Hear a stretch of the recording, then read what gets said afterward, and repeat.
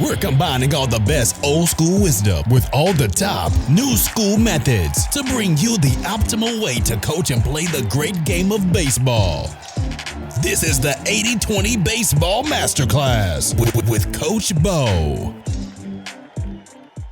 Welcome to the 80-20 Baseball Podcast, our weekly get-together here. I hope all of you are doing wonderful. Man, we're getting towards the end of September here, early October, fall ball, all that good stuff. Before we know it, before everybody knows it, the season will be here.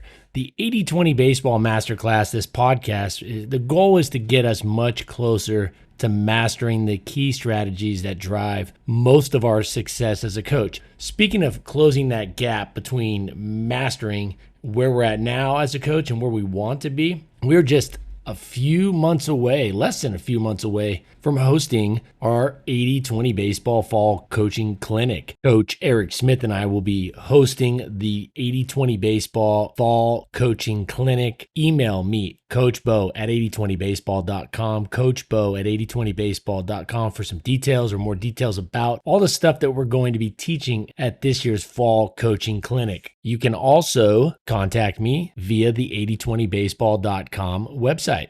So reach out with your questions, or if you want more details about that fall coaching clinic. It's going to be virtual. It's going to be web-based. So no matter where you're at, you can access it. You can attend. And if you attend, you're also going to get a recorded copy of the entire clinic. So you're not going to want to miss the 80-20 Baseball Fall Coaching Clinic, a webinar.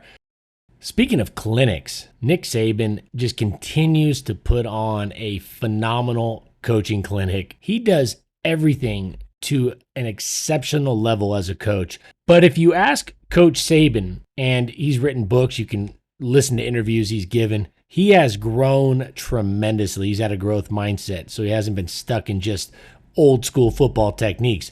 He definitely understands those techniques, those coaching strategies that worked 50 years ago or 40 years ago when he started, and he knows what strategies need to evolve. And so he knows the difference between the two, or at least he's willing to test out to see if there's a difference between the two. But he certainly is just an unbelievable coach. He's become an unbelievable coach. Now he's, I think, almost 70 years old. And man, oh man, it just keeps getting better. One thing I heard the other day when I popped on the Southern Miss versus Alabama football game. I popped it on, and they were in the middle of talking about how this being the announcers, the two commentators, they had discussed and talked with Nick Saban the day before or a couple days before, and Nick Saban was talking about with them, or they were discussing with Nick Saban and other people that have worked with Nick Saban, how Nick Saban uses the same terminology every year. And he uses the same terminology on both sides of the ball. In fact, on all three sides of the ball, including special teams. Nick Saban believes in having a system. He's massive on system. He develops and he optimizes that system as he moves forward. But if you don't have a system, you have nothing to anchor what you're testing, what you're improving to.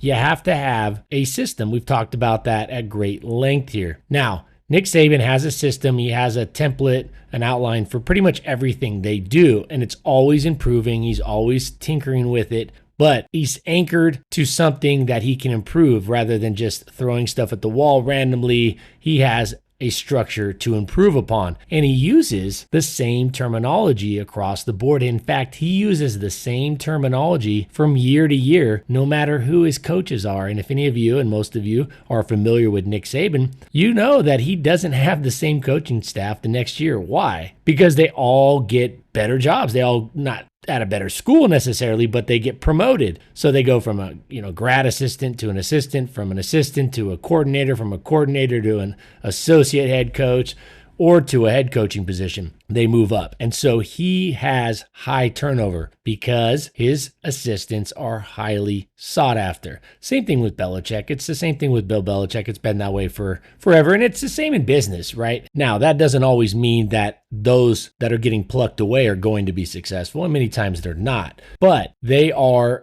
definitely desired, those coaches, his assistant coaches. So he's got a lot of turnover from year to year. He requires that his program, even though he has all this turnover, even though he has players graduating, getting drafted, moving on every single year, he requires they use the same terminology every year and everywhere in practice. So if he goes down to the defensive room, or he goes across the field to the offensive practice, or he hits the special teams video session or out there on the practice field with the special teams, they are using the same terminology. Now, of course, they're going to be coaching different things and a variety of things that aren't the same, but the terminology is going to be the same. That's how important having a system is to Nick Saban. Now, as youth baseball coaches, what can we learn from this? Have similar or exact terminology, the exact same terminology across your coaching staff. An example of this would be saying a hitting approach. And what is the hitting approach talking about? Or the hitting plan, what is it talking about? Or are you talking about what's the hitting mindset? I would stick with one term. What's your hitting plan? This is the plan, the hitting plan. Our hitting plan is X, Y, and Z. Our hitting plan is plan A, plan 2, and plan take. Using the same terminology across the board. And at a minimum for youth coaches, make sure that you and your coaching staff and the players on the team are using similar terminology, having the same terminology and words and things that you're calling things.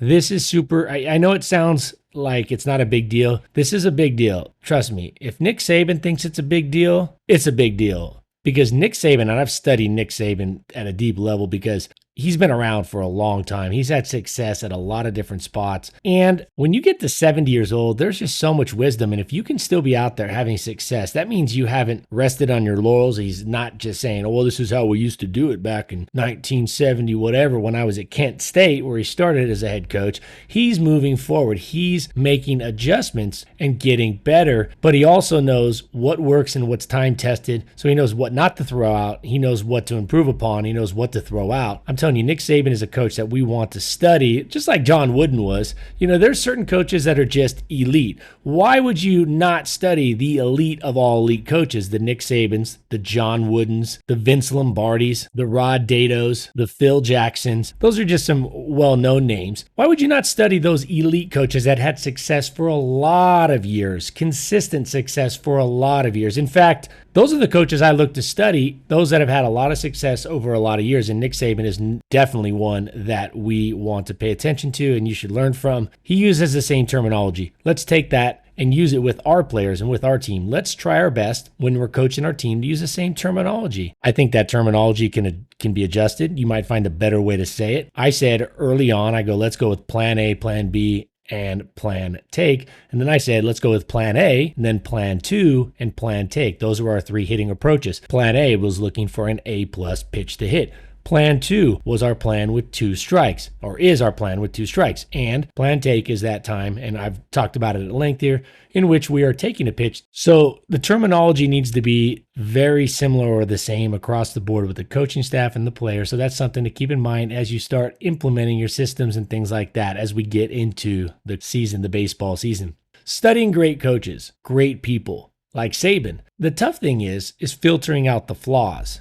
Identifying what they're great at and copying that. It's very likely that copying everything a single coach or a coaching staff or a boss or a founder of a company or a parent does is not a good idea.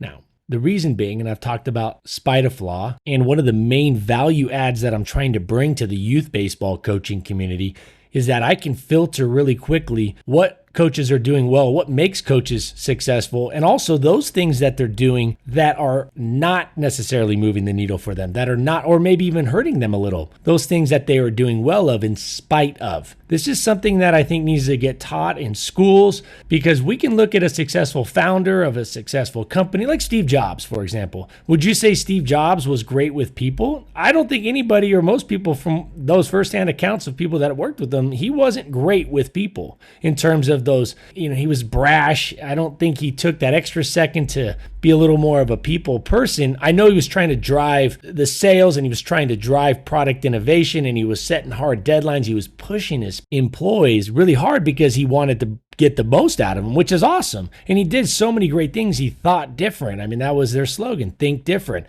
He did so many great things that we benefit from now, but he wasn't perfect across the board. Nobody's perfect. I'm not perfect across the board. You aren't, nobody is. So how do we look at coaches like Nick Saban and say, wow, what is he doing good at? What are some things that I should probably not copy from him? it's hard to distinguish. It's hard to separate what generates the result from their process, and then going through the process and going, Nick Saban yells a lot. Now, he's coaching college kids. He's coaching football, which is more of an intense sport. I think he yells too much. I think he yells a little too much. I think he definitely yells too much for youth sports, but he doesn't coach youth sports. He's coaching young adults. But nonetheless, I think he could get away with being a little less of a yeller and probably instill a little bit more unspoken discipline with his team. But nonetheless, he's just an amazing coach to watch, a phenomenal coach. And so it was like I talked about Spider Flaw a while back with Jared Weaver. I played with Jared in college, and Jared won the National Player of the Year award for college, the Golden Spikes Award. He was a National Player of the Year. Just his junior season was just unbelievable. It was like 15-1 with a 1.4 ERA. I want to say he had like 220 strikeouts in like 125 innings with only like 18 walks. 220 to 18 ratio. Crazy numbers in college baseball. And even that, what Jared was so good at so many things.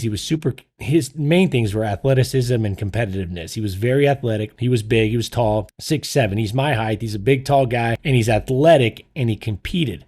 But he didn't have the best work ethic in the weight room. But you know what? He was so talented, he got away with it. He was one of those 1 in a million, 1 in 5 million type of players, or 1 in 10 million type of people that got away with that. But his competitive nature, his really elite athleticism, that put him over the top. So you could look at him and go, oh, guys I played with, like, oh, well, he's successful, uber successful, top end it. I mean, he won 150 games in the major leagues. He was the national player of the year in college. Just dominated. I mean, he won almost 200 games between college and Major League Baseball, high-level college baseball and Major League, 200 games. Phenomenal. But if you said, well, I watched him in the weight room, you wouldn't want any of your players to copy his work ethic in the weight room. You just wouldn't. And when it came to his delivery was suboptimal. He was just so athletic and competitive and had such big hands and things like that. He got away with it. But you'd be crazy to teach any pitcher other than him. And it wasn't like he was taught to do it, but he just started to do it. He would stride so far offline with the plate. Go back and watch video. He would stride so far across his body. His front leg, his left leg would stride. His left foot would stride. He was almost striding right at the third base dugout. My point is, we have to be careful with the spider flaw in life and definitely in coaching. Speaking of flaws, man, when I first started coaching, I had a big coaching flaw. I had success as a young coach. I had a lot of success when I got into it. In fact, the first 2 years that I coached full time, I coached at the highest high school level in Southern California, and the team that I was coaching went 48-12. 48-12 against some of the top end competition. I had guys getting drafted, guys going to Division I schools. We had a lot of success, set team records for ERA.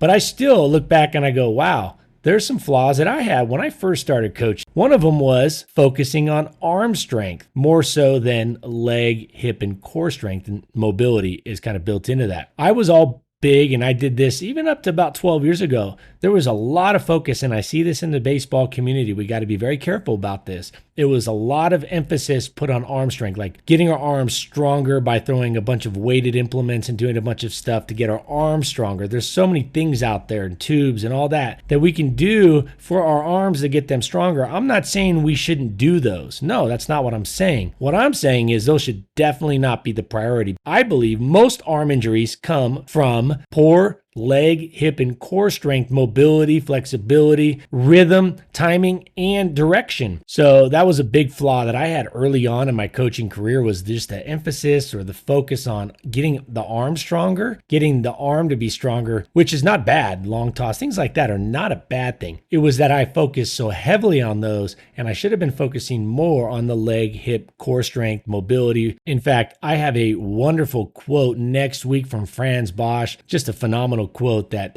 really says a lot about how we should handle how we should coach our players when it comes to what they can do and what we want them to do, what they can do physically versus what we're trying to get them, or what we want them to do, or what we expect them to do, but what they actually can do physically. So Franz Bosch is legendary in that area of fitness, sports fitness, strength, conditioning, mobility, speed, power. He's big on all that. So we'll talk about that quote, and it brings a light. It'll shine a light, I should say, on a huge error that so many youth coaches, even high school, even professional coaches make with teaching pitching mechanics and swing technique, etc. You got to be careful of those flaws. I had a lot of success coaching those first in a couple years, a lot of success with still some flaws in my coaching game. One of them, and I'll talk about that in the next couple episodes, there was another flaw that I've improved and gotten a lot better at, spite of flaw. I call it spite of flaw. Success in spite of a flaw. Those that are successful are very rarely without flaw. Now, the key is to see what that flaw is, or to figure out what that flaw is, because if all we're looking at is their championships or on the scoreboard or the standings, it's hard to tell, because what you see is success, consistent success. Doesn't mean everything they're doing is contributing to that success. And in fact, sometimes it's taking away from that success. They could be more successful if they weren't doing some of these things. Same with family, same with whatever. It's just how it works. I think we should call it the spite of flaw filter. The spite of flaw filter. In spite of a flaw, filtering the flaw out so we can really distill it down to what truly is making them successful and what really is moving the needle. Then you also talk about how much of what they're doing is and how much each thing is attributing to their success. That's a whole nother thing. What's the ratio? All right, because it's definitely not equal. There's no way everything a coach does has equal influence on their success. Some things are very close, but it's going to vary across the board. So next week, I'm going to share out two main things, two key things that need to be trained this time of year. In the fall, specifically October and November. And how should you allocate your practice and training time in October and November? And we will discuss that next week on our weekly get-together next Tuesday here on the 80/20 Baseball Podcast, the 80/20 Baseball Masterclass, where we're really trying to master the key things in baseball, the key coaching strategies in youth baseball. I say youth baseball, that's where we're spending that's really where we're focusing, and that's really what I want to serve is the youth baseball community, which I think is very underserved because it's not as flashy. To be a youth coach doesn't get you in the newspaper. To help youth coaches doesn't get you on MLB TV. But you know what? Most coaches, 90% of coaches, are youth coaches. There are much fewer players at the upper levels. They filter out. There's fewer teams. There's fewer opportunities. Look at Major League Baseball versus Little League. There's millions of Little Leaguers, and there's a handful of Major League players. Thus, there's a handful of coaches. Now, obviously, those teams have more coaches than a Little League team, but my point is the youth baseball community is massive, and I feel like it's very underserved. Now, with that said, the stuff I'm talking about here on this show, the stuff we share with you on the show here, is absolutely usable by a Major League team. Absolutely. In fact, there has been countless stuff on this show that I have later heard Major League coaches, minor league coordinators, high-level college coaches talking about. Probably just coincidence, but nonetheless, the strategies that we talk about on the show are just as advanced as a lot of that. It's just that we really focus on the key big needle movers because youth baseball just doesn't have the time that college and pro baseball and even high-level high school baseball has for practice and training and all that. But the thing is, all of the youth coaches, all the youth baseball coaches that I've worked side by side with or consulted for and worked with over the years, they're all really smart people. They're all really, really intelligent people. They're just as intelligent, and I said this a couple episodes ago, or was it last episode? Youth baseball coaches are just as intelligent, have just as high intellect as a college baseball or a major league manager. They do.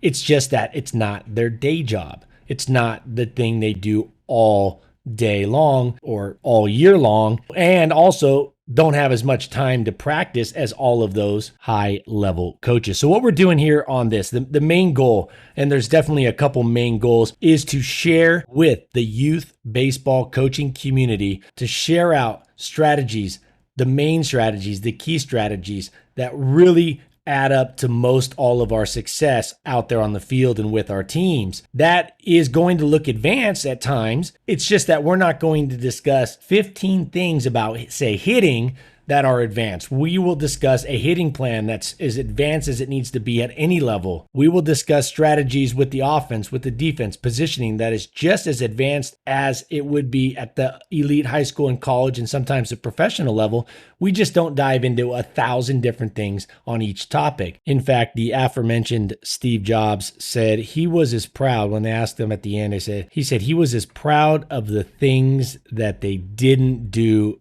the products they didn't build and create at Apple. He was as proud of the things they didn't build and create at Apple as the things they did. That is the sign of knowing and really understanding a concept or an area or an industry or whatever. In this case, baseball and coaching baseball. I saw a checklist from a college coach that said, these are the 75 things I teach my players. 75. This is the checklist we go through. Even if you just spent 10 minutes as a youth coach on 75 things, 750 minutes,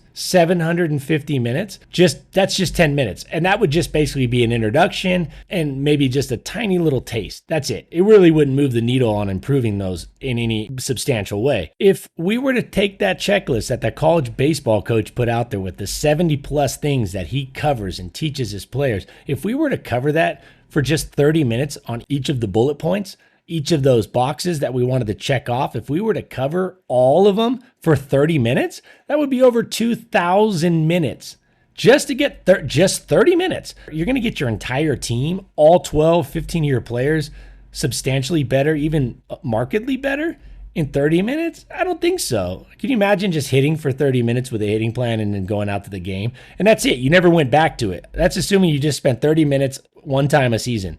Can you imagine? No, they don't do it like that. It doesn't work like that. You got to get a high level of quality reps to really instill it so players, when they go out to the game with the pressure and the nerves and everything going on and all that, that they can actually go forward with the strategies and the techniques and everything that you've built up with them. And a lot of it's muscle memory of doing quality reps. So 30 minutes, 25 minutes, it's not going to get it there. So my point is really trying hard to focus on those main needle movers here, but it does get advanced from time to time. So speaking of advanced, next week, we're going to move forward. We're going to advance on. We're going to talk about October, November. What are the key things that you should be focusing on your training time this time of year? Things you should be focusing on this time of year to get better for that spring season. If you wouldn't mind leaving a review of the podcast, that would be great. Leave it a quick review on your podcast app. You can support the podcast by clicking on the link in the show summary. That would be awesome. Thank you for being here. I look forward to seeing you and having you all back here next week, next Tuesday, when we release the next episode. Next episode is going to be 98, getting in on 100 here. So you guys take care of yourselves. Take care of those families. Take this information out there, use it to make the baseball community, make your team better, make it more fun for your players, make them better, just make the whole environment better. So all the stuff we cover here, take it out there, have more fun, have a plan, have that confidence as a coach, and I'll catch you on the flip side. Adios. This has been the 80-20 Baseball Masterclass. Take it to the field.